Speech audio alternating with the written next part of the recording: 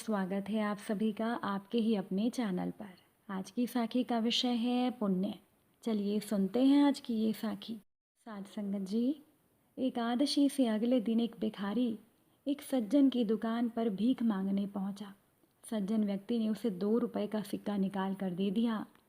भिखारी को प्यास भी लगी थी। वो बोला, बाबूजी एक गिलास पानी पिला दो, गला सूख रहा है। सज्जन व्यक्ति गुस्से में बोला, तुम्हारे बाप के नौकर बैठे हैं क्या हम? पहले पैसे अब पानी, थोड़ी देर में रोटी मांगेगा, चल भाग यहाँ से। भिखारी बोला, बाबूजी गुस्सा मत कीजिए, मैं आगे कहीं और पानी पी लूँगा। पर जहाँ तक मुझे याद है, कल इसी दुकान के बाहर आपने मीठे पानी की छबील लगाई थी। आप स्वयं लोगों को रोक रोक कर ज़बरदस्ती अपने हाथों से पानी पिला रहे थे। मुझे भी कल आपके हाथों से 2 गिलास शरबत पीने को मिला था। मैंने तो यही सोचा था कि आप धर्मात्मा आदमी हैं, पर आज मेरा भ्रम टूट गया। कल की छबील तो शायद आपने लोगों को दिखाने के लिए लगाई थी। मुझे आज आपने कड़वे वचन बोलकर अपने कल का सारा पुण्य खो दिया। मुझे माफ़ करना अगर मैं ज़्यादा बोल गया हूँ तो। सज्जन व्यक्ति को यह बात दिल पर लगी। उसकी नज़रों के सामने पिछले दिन का दृश्य घूम गया। उसे अपनी गलती समझ में आ गई। वह स्वयं अपनी गद्दी से उठा और अपने हाथों से गिलास में पानी भरकर उस व्यक्ति को देते हुए उससे माफ़ी मांगने लगा।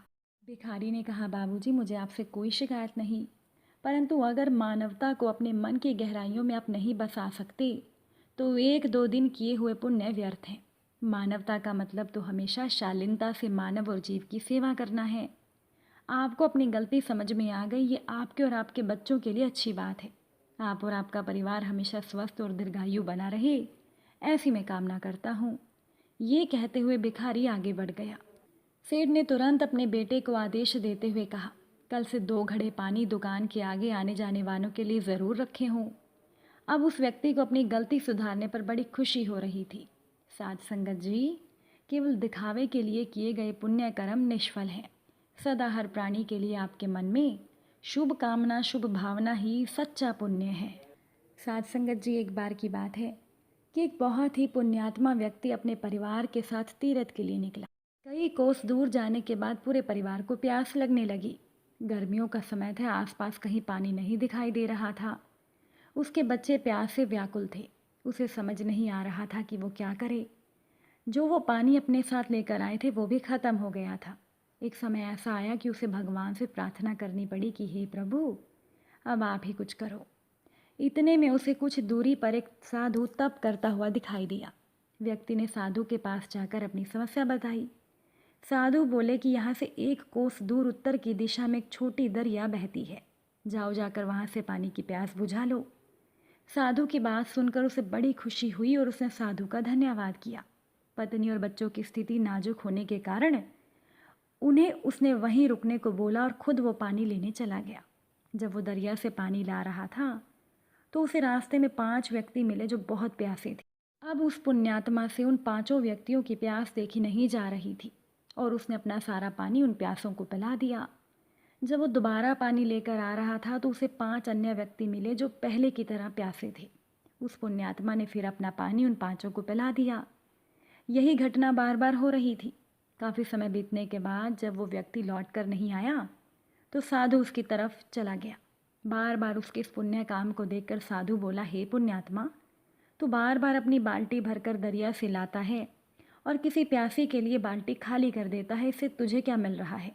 पुण्यात्मा ने कहा, मुझे क्या मिला या क्या नहीं मिला इसके बारे में तो मैंने सोचा नहीं, पर मैंने अपना स्वार्थ छोड़कर अपना धर्म निभाया है। साधु ने कहा, अरे ऐसे धर्म निभाने से क्या फ़ायदा जब तुम अपना कर्तव्य ही नहीं निभा पा रहे। बिना पानी के तुम्हारे बच्चे और परिवार ही अगर ना बचा तो तुम क्या करोगे?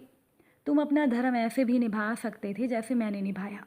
पुण्यात्मा ने पूछा, कैसे महाराज?